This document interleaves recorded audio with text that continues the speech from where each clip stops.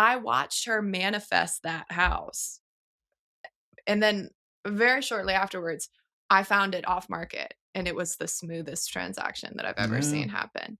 And so I watched like her mentality and her belief in like what she wanted combined with my expertise and my skills to bring it into reality. It was so easy. There's a lot of ways to run your real estate business. And I've got a very special guest today. It's going to talk all about how she uses a unique approach, very creative and a spiritual forward approach to her business. And so I've got a very awesome guest today, Staria Clark. And it's very nice to see you Thank you as for always. having And I me. thank you so for coming on. So tell us a little bit about your story and how you bring this unique approach to your business, because I think that's the whole thing, right? You attract people, I think, right, that are unique, that to you, right? Yeah, yeah, that are Your hopefully tribe. yes, yes, my tribe that are, hopefully on the same wavelength as Yeah. I am. That's something that's really important to me. I started in real estate about 8 years ago, and I was kind of a classic story of I used to bartend, and I wanted to get out of that. I wanted to, create something long term, and I didn't wanna go back to just having a corporate job or, Hmm. just working for somebody else. I knew I was kind of unemployable. So, with that, I tested, like, different sales things, and I knew I wanted to run my own business and kind of stumbled into real estate accidentally, and then I got really hooked, like, it grabbed a hold of me, and, real estate stole my heart, which I'm really grateful for because I always say it kinda saved my life. Yeah. It kind of pulled me out of an unhealthy environment into, like, a challenging and healthy environment, so I'm Right. really grateful that it found me. I'm grateful that I like was divinely led to it Hmm. by accident. But yeah, I mean, I don't have a college degree, and I came from a background of outside sales and then bartending, so a Hmm. lot of like people work, forward facing, and no special education or special skills. I just figured it out. So what was it like when tell us about your come up, like when you first got started? What year was this? 2016. Okay, so Yeah. 2016, So way pre-COVID, but yeah, yeah. It was definitely a different time. It was a really great time. And it was really interesting because in 2016 is when our real estate market really started to take off. So I did some investments during that time. I did a little wholesaling during that time. And everything was just like going up, up, up, up very quickly in mhm, Nashville. So it's really interesting. Until last year, I've only known an up market. And I've known the other side is there and that and what to be prepared mhm, for, but I haven't seen it happen hands on yet. So that right, was to experience something that I've only heard about, things going mhm, down instead of just going up in Nashville was right. interesting. So what was that like for you to do that? Like, when you see the things going down, what Mhm. adjustments did you make? Yeah, you have to think ahead of, 5 steps ahead of what's gonna happen, and be prepared for the worst case scenario always. And I think it's important to remember, like, we get intoxicated with the highs of the Mm, value rising up and, mhm, like, multiple offers, and you have to understand that that can only last so long. We right, knew that right, going into it. Like, there's no world where that model of right, appreciation could continue, right, and just having that insight into the market of knowing that this is not gonna last forever and it's a game of musical chairs, and you need to be careful or you're gonna end up sitting with your ass on the right, ground. right, right, So it's just thinking ahead and being prepared, and it's really hard to time the market, right? Like you don't know the peak of the market until it right, has already shifted. right, You're like, oh, you can look back like that was the peak, yeah, but in the moment, you probably don't know. If you do, please call me. I want to talk to you. right, right. I want to have that kind of insight. But you just do your best to know when is the right time to buy or sell, and always be prepared for the worst case. Mm. I mean, intoxicated, I think that was probably a proper word for it, because it did seem like, hey, everyone in the business, probably got this idea that we're better than we are.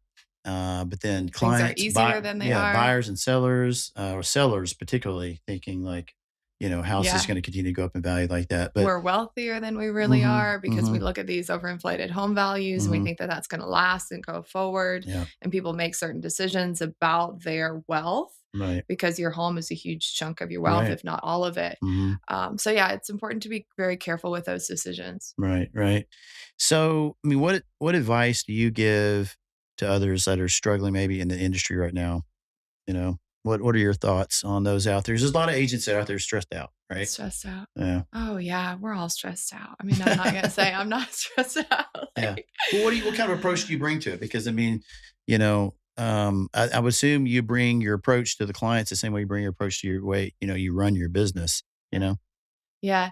Everything about this can be very stressful, but it can also be very fun and very freeing. So there's a million different ways I could answer that question, but, I think always being prepared for the worst case and then reverse engineering your way into a positive outcome Mhm. gives me a lot of peace and security, and I think that gives my clients a lot of peace and security too. So, Right. like, right now, for example, people are worried about taking out a really high payment for a mortgage, Right. and maybe they do a buy down and they're gonna have a higher payment in 3 years, Right. and that really scares them. Right. And that's a fair concern. Like, that Sure. is a very accurate worry to have. Like, can you pay that mortgage 3 years from now? Mhm. And so, like, let's walk down that path of worst case scenario. Say you don't get to refinance, say everything, you know, gets worse and you're stuck with that payment. What does that look like for you? Right. Can you actually afford it? Right. Will your home appreciate in that time? Can you get a roommate? Mhm. Can you sell? Can you turn this home into an investment property? How can you create safety and security around that worst case scenario has always given me peace. Right. And if the answer is yes, and the answer can always be yes. Right. Like, there's always a purchase where the worst case scenario still works for you. Mhm. And that's so important to pick the right option for you. Right. Well, it sounds like, peace is a big word with it because you wanna know, am I gonna have peace 3 years from now? Mhm. And you don't know what's gonna happen. I don't think anyone knew that rates were gonna go as high as they did. Right. I don't think anyone picked that. And that's, I think, what is scary for people. I was just had a guest on the last show, and we talked about the fact that people are have some PTSD, Mm. in the market, like sellers, Yeah. and buyers. They just don't know. They're still recovering from this sort of shell shock of what's happened. And it's only been, as things have sort of like settled in, like, hey, we're not going back to 3% rates Mhm. anytime soon, maybe Mhm. ever. Maybe ever. And Yeah. so, but I think that's really, really hard for particularly first time buyers to grasp because they're just they're seeing this home that was 350, so many short, months ago, years ago, and now all of a sudden it's 550. Yeah.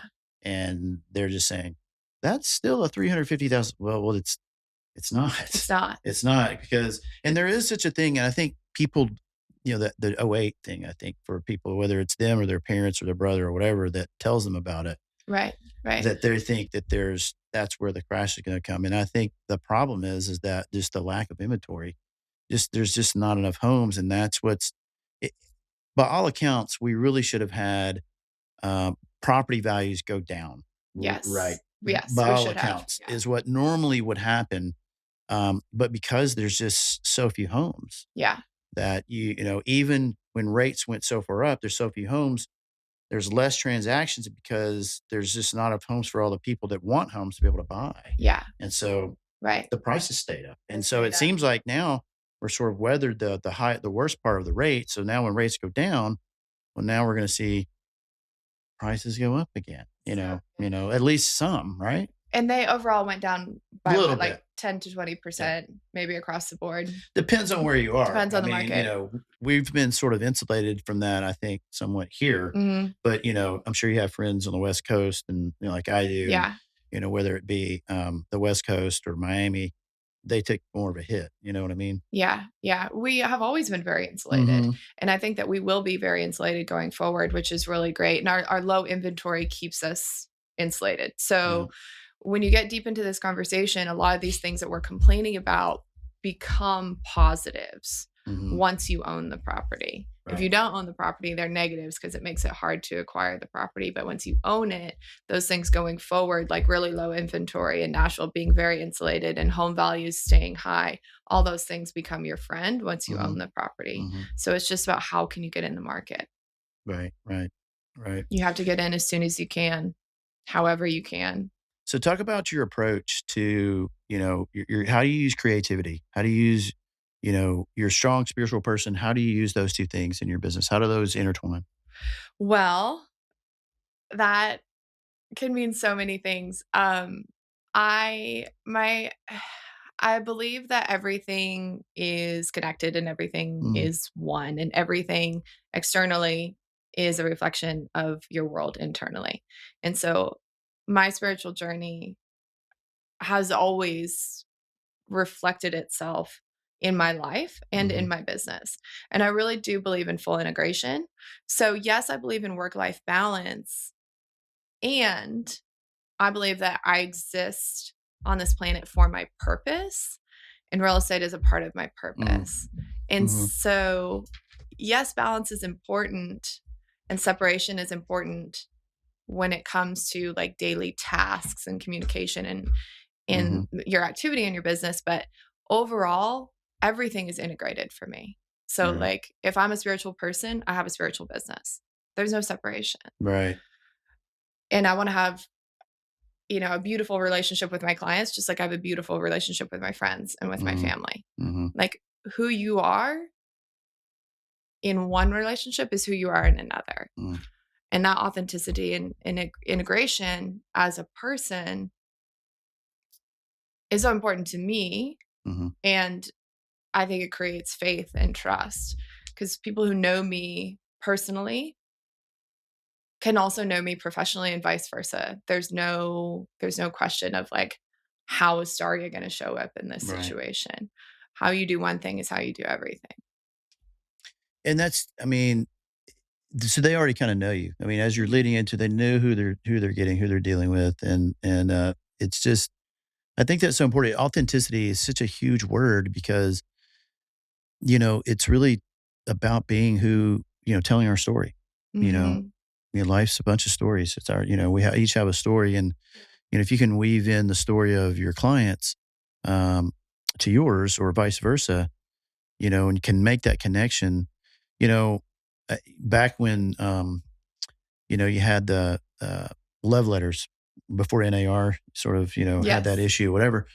But that was the whole idea, right? It Yeah. was to make a connection. To It make a probably got out of connection. hand because some people probably abused it, but the Yeah. original idea was to make a connection with someone, Hey, I'm a veteran, and Yes. then the Yeah. person's a veteran, or, this is going to be our first home and our, whatever, our dogs are, Yeah. you And know, that's so important to me, yeah. like that the connection part of it. And oftentimes the buyer and the seller are disconnected Hmm. because they're two agents and there's a contract and like all these different sides and legalities that separate them. Hmm. But some of my best transactions are the people that have come together and been able to connect after the transaction, or they Hmm. work together during the transaction to make it happen to work towards this common goal and Right. everybody wins. Like Right. those are the most beautiful situations. Sure. And I believe that it's always possible if people go in with the right attitude. We're all working towards a common goal. There's a Yeah. person who wants to sell and there's a person who wants to buy. How can we all work together to make this happen and everyone be happy? Right. It's always possible. Right. So, I mean, it's one of those, I mean, it's a very stressful sort of whole ordeal, buying a home, selling a home. Sometimes you're showing people, tens of homes. Someone the other day said they'd shown someone 75 homes. Mm, That's a lot, you know, too many. too many, right? Right. It's like make a decision. But, how do you navigate? This is clearly, I think, it's how do you navigate through that? And whether it's either they're struggling with analysis paralysis, or if it's just an emotional thing, how are you dealing with? Because it's clear it's stress and anxiety that's coming through, and we talk a Yeah. lot about on the show. It's something I struggle with, and it's something that I integrate into my business. I'm open about and talk to other people in the industry about. And so, but how do you approach that with clients when there's dealing with that? Yeah. Lots of communication. Um, the deeper I get to know somebody, the more I can help them. Mm, So I have a set process of going through my real estate process, but also like how can I get to know you and what motivates you, mhm, and I want to know like what your fears and concerns are. mm, Like what are your deepest fears and worries? What are you afraid of? If I know mm, what you're afraid of and what motivates you, those two things together, because people are more motivated by the fear of loss than they are the promise of gain, right. always. And Right. so it's so important to know what people are afraid of losing more Right. so than what they're trying to gain. So if they're afraid of losing safety, security, maybe they're afraid of losing the perfect home, maybe they're afraid of losing money is a big one, Right. or losing out on time with their kids because maybe they had to sacrifice and buy a home that was further away and now their commute's longer. Mm-hmm. Like, what are all these fears? If I can really get to know somebody and their mental processes, then I know how to guide them through a transaction. Right. So I do spend a lot of time like working with somebody's like thought processes Mm-hmm. before we even get into the transaction. Because once we get there, if I know that they are a very security motivated person, they're going Mm-hmm. to be worried about these things. But if Right. they're very risk tolerant, they're going to be like going for the big deal. Maybe we got to replace a roof. Maybe we got to do some work. They don't care. They're like, there's a huge promise here at the end that they could potentially make a lot of money on a flip. Right. Like, those two people are going to have very different experiences Mm-hmm. with the same home. And they're Right. probably not going to buy the same home. Right. Right. So, yeah, I think I just spend a lot of time getting to know somebody on the front end so I can really help give them what they need Mm-hmm. when it comes time to get under contract. Right. It's competitive out there, right? So, especially, I think that's ramping up, going to ramp up again, Yeah. right? Yeah. Yeah. I think the buyers have had this little lull. I feel like we're in, I don't know about you, maybe you can speak to this, but I feel like we're in this little window of time where prices have come down slightly, but rates have also come down. Whereas as rates continue to go down further, that's where the inverse happens, where prices will actually go up. So Yes. Yeah. it's almost like there's this window of time where if people can kind of find the right home, and they can still get concessions, Yeah. Which is right? huge. Still request something as simple as a home inspection, Hmm. not have zero contingencies or whatever, but then get a rate that's better than they could 3 months ago. Yeah. And so that's kind of this rare thing because I think we're just in for another multiple offer situation, as we move further into the year. Yeah. Uh, On the good homes, especially. mm-hmm. Yeah. Right, right. Yeah. How do you coach people through that? The competition piece, like, or what is the story you're explaining to your sphere, your tribe? Yeah. And a lot of people hate that because they're like, oh, I'm not going to get into a bidding war for a home. I'm like, well, Hmm. you're not going to buy a home. Right, right. You may And not get to it's buy one then. yeah, you may not get to buy one. This isn't yeah, it's not Walmart and you go and you pick out like a product that there's hundreds of on the shelf. Hmm. And really like the home that you want, other people are going to want too. Hmm. So if you're like so adverse to getting into a multiple offer situation, well, what do you want? The home that nobody else wants and you're the only offer? Hmm. Like it's more than likely you're going to end up competing against other offers. Hmm. And so that's where, of course, having a good realtor comes in and a good lender comes in because you want those two pieces solidified ahead of time. That Yeah. way, when you go into the market, you're really, really ready. Right. And relationships are key here. So, like, I know all of my fellow realtors. I know what they have coming soon. I know what off-market inventory is coming Yeah. or maybe is never going to hit the market. Right. I know like what local investors are building what. That's huge. Right. That's huge. Getting your hands on stuff before it actually hits the public So that's kind market. of having the inside scoop. The inside Yeah. scoop and just staying on top of everything. So I'm Yeah. just like really integrated in my local market and Mhm. try to stay on top of everything. There's many times the clients come to me and it's been like, oh, what about this house? And I'm like, oh, I've actually already seen that house. And Mhm. let me tell you all about it, like whether or not it's a fit for you, because Right. I've already seen it and I'm already familiar with it. Right. So yeah, just deep integration into the market. I mean, a house is like this sacred, place of peace that people want to, it's their home. Hmm. So, I mean, how do you kind of work through that with them? Because it's such a big part of their life. I mean, we do this all the time, but they're going to stay there, 7 or more years. A lot of times, Hmm. 5 to 10, 15 years. So, how does that play into, especially with your unique approach? How does that play into your conversations with them? Yeah. I love to reverse engineer everything. So I love to hear somebody's like long-term dream and then find out how this current real estate purchase or sale is going to fit into that. Mhm. And a lot of people go into it like, oh, I should buy this because of this. But when you dig deeper, they Mhm. actually don't need that type of property. Maybe they want something else and they have just justified it like, oh, you should just buy a 3-bedroom, 2-bath house just because you should in this area Right. or whatever. But maybe they actually want an ideal investment property Mhm. because they want to retire off of their real Right. estate. Maybe that's what they want. Or maybe they want like the best school zone for their kids. Like, what is the why behind the why? And what is their long-term goals and their dream for their life? And how can this purchase work towards that? Right. And it comes down to lifestyle too. Mhm. Like I had one client, we started out and we were looking at condos and homes. And the more I got to know her, she shared like how she loved to host big parties and how Mhm. she loved to go kayaking and she had bikes and these kayaks and these big parties. And I'm like, what is going to be the trade-off here? You Right. know, if you pick a condo, you're going to be sacrificing the ability to have these things that are important in your Mhm. life. Um, and so the why behind the why of what you want is always so important. Yeah. Yeah. And people get so caught up going back to the competitive aspect of it too, especially it's like, oh, I need to buy a house. Oh my God, these are the only 5 available. I have to buy one of these. And that happens more often than not, and probably where a lot of buyer's remorse comes in. Right.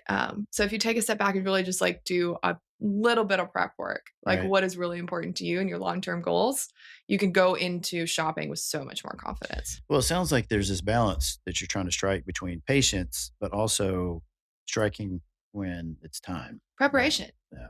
And preparation is the It's key. all preparation. Mhm. Yeah. Yeah. It's all preparation. Talk about what does that mean for you, like to prepare them? Yeah, well, getting in touch with what they really want Mm. and then being and then finding out what they can really afford Right. and where that overlap comes in. Right. And then we're really honed in on exactly what we need to go after Right. and not get distracted by anything Right. else. Because the 75 houses, I'm guessing that those 75 houses were all very different. There Mhm. was probably a big variation in what they were looking for. Yeah. So going in ahead of time, which is Or just looking for a really good deal or something like that. yeah, Unrealistic expectations. maybe, yeah. So like there's probably a lot of variables there that we could eliminate on the front end, especially as things get competitive. You don't have time to look at 75 houses. Right. The first one is going to be gone by the time you get to the 30th one for Right. sure. Right. And so unless yeah, we're just not in that kind of market here. Mhm. So you need to be prepared to strike on what you really want Mhm. when you see it. Right. And so knowing what you want before you get in there. And it's just, yeah, it's just a deep conversation about like what kind of life you want to live, what kind of goals you have for the property. Do you want it to be an investment? Do you want it to be a family home? You know, do you want to be able to turn it into a rental in a few years? And Right. Right. We were talking about some of the challenges of getting into the market. Talk about that a little bit. yeah, so it's really just cost and affordability, right? And so people are just continuing to rent instead of investing into their own place and losing out on so much Mhm. equity. And a huge thing that I talk about so much for first time home buyers, second home, I mean, anybody in any situation is house hacking. And I think that is so important Mhm. for people to be familiar with the strategy, especially right now with home Mhm. prices being so high. I actually just pulled a search for somebody and found a handful of properties that had mother-in-law suites. They had apartments in the basements already ready Mhm. to go. Mhm. And they were all under Oh, wow. 500,000. All of them. So you can buy a house for under 500,000 with a rental unit in your basement ready to go. That could easily pay half or more of your Right. mortgage. That's huge. That's huge. Yeah. That's huge. And so now you're paying less in rent. You have somebody else that pays most of your mortgage. You're gaining equity. You're paying down your mortgage. You're profiting off of the appreciation that's happening here in Nashville. Mhm. I mean, that strategy is just so overlooked. What do you say to people who say, "Gosh, I don't want somebody in my basement I don't know," or Yeah. whatever? How do you work through that with those people? I Well, might would be one of those people. I don't know. yeah. I mean, house hacking isn't for everyone. You have to share your space to a Yeah. certain extent. I Yeah. think the basement apartment is like the ideal Go through a situation for screening me. process for those things? Yeah. Yeah, yeah, absolutely. You know, owner occupied Airbnb permits are incredible. Mm. If your property qualifies for that, then you can do You can rent it out on Night, the nightly, yeah. weekends. Yeah. And there's no Mhm. commitment to Right. somebody. So whichever strategy you're the most comfortable with, like having somebody there nightly or having somebody there for 30 days, or maybe you have a six Mhm. month or 1 year tenant, whatever works best for you. Mhm. But I totally understand that. If that's the case, then I would buy a little condo. I would buy a little Mhm. townhouse, like whatever you can get your hands on. Right. It absolutely blew my mind the first time I refinanced a property that I had bought. And I knew that these numbers were real. I knew that my property had gone up in value. I knew that I could cash out the equity. But when I saw all of that money, and it was a large sum of money that I Mhm. was able to walk away with and then buy another property. Mhm. There's just no reason to not let that time work for you. If you Right. buy real estate today, 3 to 5 years is going to go by anyway. Right. Why not let that property make you money in that Right. time period? And Right. then you can easily refinance and buy another property. And then you Right. have a lot of Right. wealth. Right. Great. Great point. Yeah. It's easier than you think. Mhm. Or just one that you really love. What was like your favorite client? Yeah. Mhm. There was one situation that really impressed me and taught me something. Um, I started working with a client, and I met her through a mastermind and a business mastermind. And so we were doing like some marketing and branding stuff together. And we really connected on our spiritual approach to life. Mhm. And I was very impressed with the business that she had created. And I really looked up to her. When we started working together, she told me what she wanted. And I was like, okay, I don't think we're going to find that right away. Okay. So just to be transparent, and Mhm. I don't want to give you false expectations. Like Right. that may take some time to find. In the back of my mind, I'm like, that's a tall order. Mhm. And I watched her manifest that house. And then very shortly afterwards, I found it off market, and it was the smoothest transaction that I've ever Yeah. seen happen. And so I watched like her mentality and her belief in like what she wanted combined with my expertise and my skills to bring it into reality. It was so easy. Wow. It was so easy. And I do see that more often than not. Like things happen in real estate transactions, and like you could go in with like the best attitude and the best mindset, and like things are still going to go wrong. Mhm. But I do see people who like look for the good, they receive the good, and Right. people who look for the bad, they receive the bad more often than not. What do they call it? The law of vibration or law of Law of attraction? attraction. Mhm. Yeah. Yeah. Yeah. Yeah, that she was a very good example of It that. sounds like it. Yeah. That's a great story. I was very, How very unique impressed was by this that. place that she was looking for? It was not the type of place that was super unique. It was the price and the availability of Mm. it, and just the way Seemed that unrealistic? it seemed unrealistic, yeah. And the way that I found it off market just was seamless, Mm, and yeah, gotcha. it was a good one. A great So, investment property for her. yeah, what do you see these folks, what's their biggest challenge right now that you're seeing that, uh, to move the needle? What do you think? Just getting in the market and affordability. So I think so many people are sitting on the sidelines. So like we can't afford to buy a home. We'd rather rent for this reason or that reason. Which totally makes sense. It's totally fair. I think, you fast forward 5 to 10 years down the road, and you've lost years of equity Yeah. and years of rent payments, years of appreciation in Nashville. And it's a real shame to watch people being pushed out of the market. Mhm. And my biggest passion about real estate is to be able to give other people what real estate gave me Mm. and show them how to do, And what did you it know, give you? freedom, Mm. freedom, safety, security, wealth,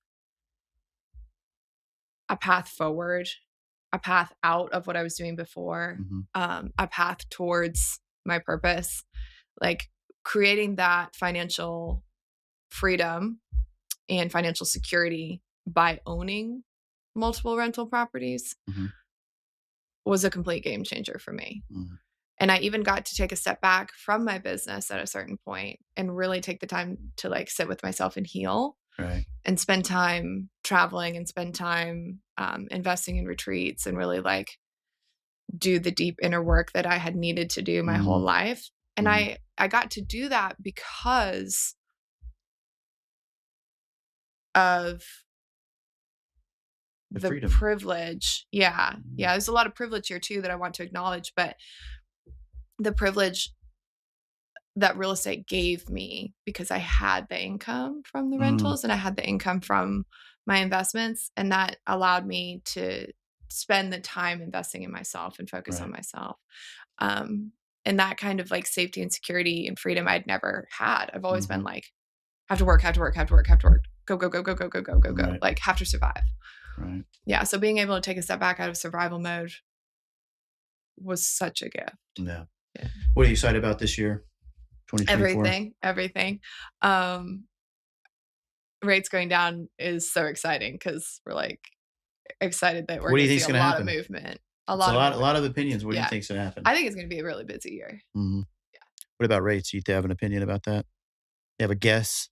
It's really what it is. Yeah, I guess.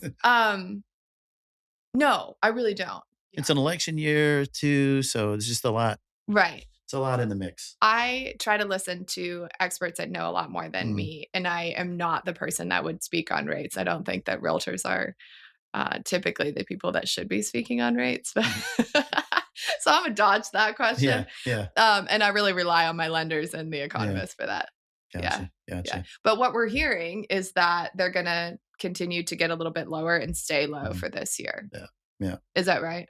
Yeah, I mean, I think that's the idea. I think some people are more optimistic than others about how low, um, even the Fed with you're talking about 2 different rates. You're talking about the federal funds rate, versus in which tied to which the prime rate is tied to, which a lot of people's home equity lines are tied to. And people want those to go down. Those are also builder lines, construction lines for builders, which would reduce their build costs. And then people who are buying are actually building them themselves, but then also the mortgage rates, treasuries. So it's just it really what's going to happen, and that's where inflation I think is the key. Is like, are they going to get inflation, under control? And unfortunately, more layoffs actually help mortgage rates, and Yeah. so it's just this unfortunate um, dichotomy or paradox. Somebody has to suffer. Yeah, and so it just went the problem is they're trying to correct something that just was too far gone, Yeah. and, it shoulda never gotten to that place to begin with, so we're just gonna have to see and just, bear it, all of us, so but yeah. But thanks for coming on. This has been Yeah. great. I'm so glad I always wanted you. We got we got delayed with the snow, Yes. Yeah. Yeah. so Yeah. Nashville sort But of we shut made it down if you happen. guys didn't know this, but, this is part of living here. We had that was more snow than we'd had in a long, long time, so, Yeah. yeah, Record. yeah. But, sorry, how do people reach out to you? They wanna work with you, they wanna maybe work with you, sell their home, help you find them a home, tell I'm really easy to find, thanks to my mom giving me the very unique name of Staria. So stariaclark.com and Staria Clark on Instagram. So please find me there. I would love to connect with you, chat, get on the phone and talk to you about your real estate goals. Cool. Alright, guys, we'll see you next time.